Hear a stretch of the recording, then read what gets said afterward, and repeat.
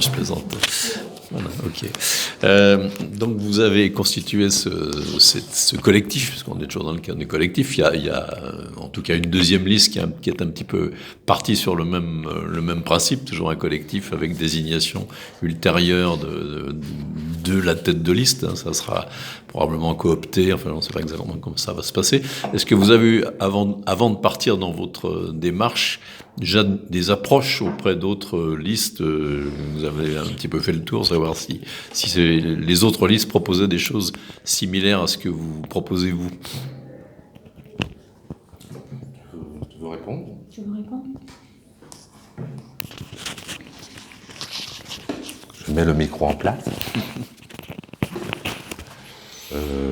Oui, effectivement, on se tient bien au courant d'informer des autres listes, comment elles fonctionnent.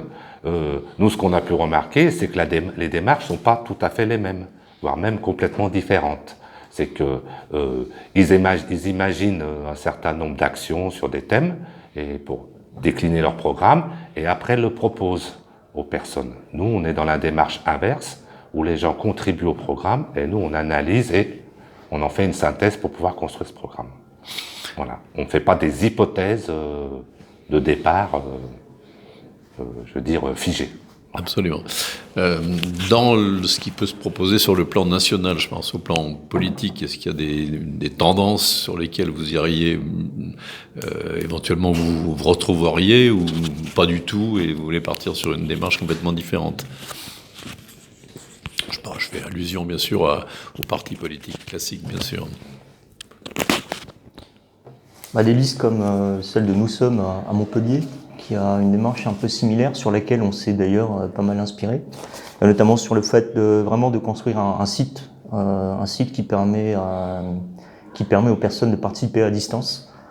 Alors, en fait, ce qui caractérise vraiment notre esprit, c'est vraiment de viser sur le long terme.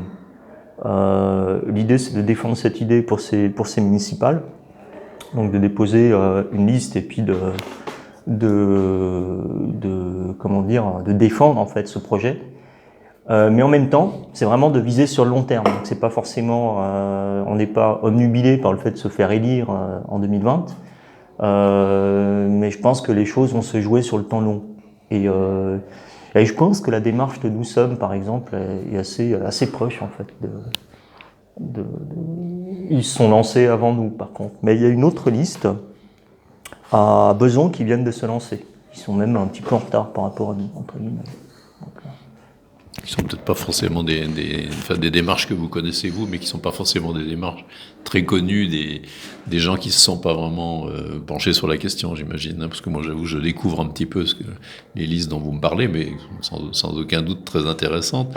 Dernière question, on passera peut-être à l'interview directement, mais dans ce qui a été fait dans Thonon depuis 25 ans, j'imagine que vous avez un certain nombre de constats, de choses, une idée sur la manière dont ça a été géré. Qu'est-ce que vous retenez de tout ça, de positif ou de négatif? Alors, je dirais, je ne sais pas si vous avez des choses à dire. Disons, Dan, je vais juste te dire un petit peu le retour des gens. Le retour des gens est que la mairie était devenue une tour d'ivoire qui n'était plus accessible aux citoyens. C'est ce qui est ressorti de beaucoup comment ça s'appelle, des citoyens qu'on a interviewés, plus d'autres choses qui leur déplaisaient par rapport à la municipalité actuelle. Donc ils ont vraiment une envie de changement. Je ne peux pas vous dire tout parce que je vous détaillerai trop de choses. J'imagine. Et donc, peut-être les uns et les autres, parce que là, vous êtes effectivement 3, mais j'imagine qu'il y a plus de monde actuellement derrière vous. Est-ce que ce sont des gens qui avaient déjà un engagement politique à travers une tendance ou dans une autre, ou c'est simplement des citoyens engagés dans l'associatif en particulier? Sur le nombre, c'est quand même une minorité qui a des engagements. La majorité ne sont pas réellement engagés. C'est vraiment une démarche spontanée de personnes qui ont notamment celles qu'on a rencontrées, qui sont pleines d'idées, qui sont très volontaristes, mais qui sont en grande majorité pas engagées. Et beaucoup de femmes. Oui, les femmes, ouais. Très. Attends. T'as oublié de reprendre.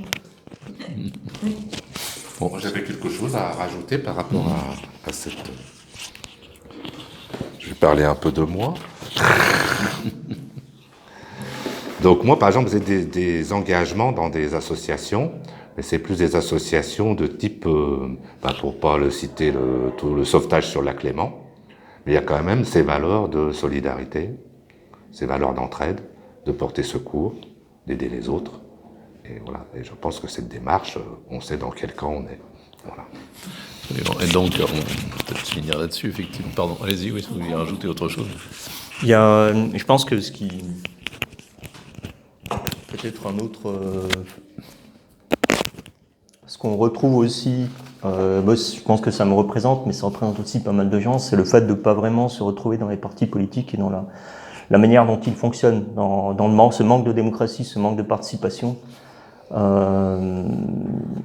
Donc ça, c'est assez, ça ressort pas mal aussi également. Donc une envie quand même de faire avancer les choses, mais en même temps, on ne s'y retrouve pas.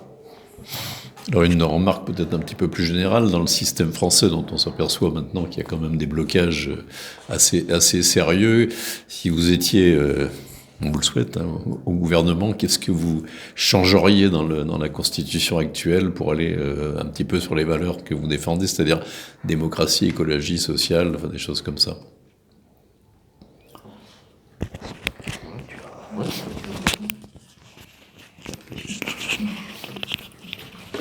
Alors effectivement, nous on ne se projette pas quand même au niveau national, parce que notre but c'est quand même de pouvoir intervenir localement. Comme disait Karim, on est sur le temps long. Là on est sur une phase d'accélération, c'est-à-dire qu'on pense que les gens vont contribuer. Il y en a déjà qui le font, mais de plus. Et qu'on va pouvoir construire un programme et une liste pour prétendre à mettre les Tononnaises aux commandes. Voilà. D'accord.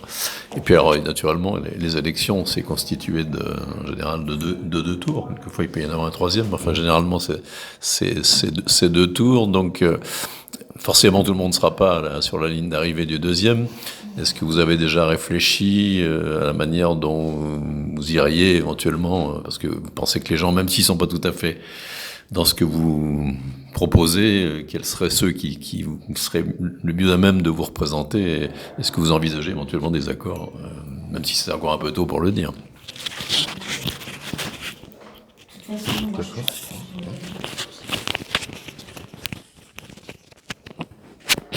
pense que c'est un peu prématuré de répondre à cette question. Par contre, tout est ouvert.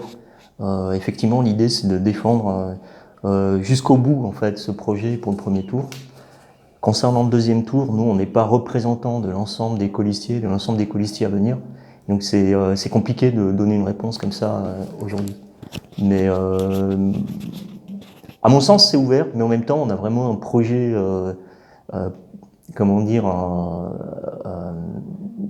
vraiment caractérisé à défendre. Et pour le moment, c'est ce qui compte. Puis le deuxième tour, après, on verra. Je sais pas si... Rajouter quelque chose.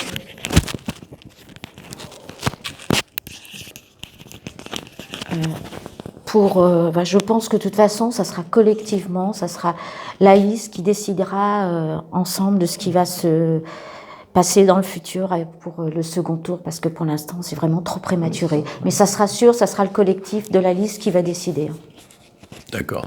Et puis donc, à partir de maintenant, j'imagine que votre action va quand même s'accélérer. Donc on a parlé effectivement de rencontres, de porte-à-porte, de choses comme ça. Mais est-ce que vous envisagez des réunions publiques plus larges pour faire connaître vos idées? Actuellement, on prévoit des ateliers. Donc l'idée, c'est d'associer aussi les habitants dans différents quartiers à cette réflexion sur le programme. Alors, le temps est court, bien évidemment, mais c'est ce qu'on a prévu pour les prochaines semaines. Et des réunions publiques, oui, ça, on l'a pas encore programmé, mais ça va arriver, bien sûr. Maurice. Non, c'est exactement ce qu'il fallait.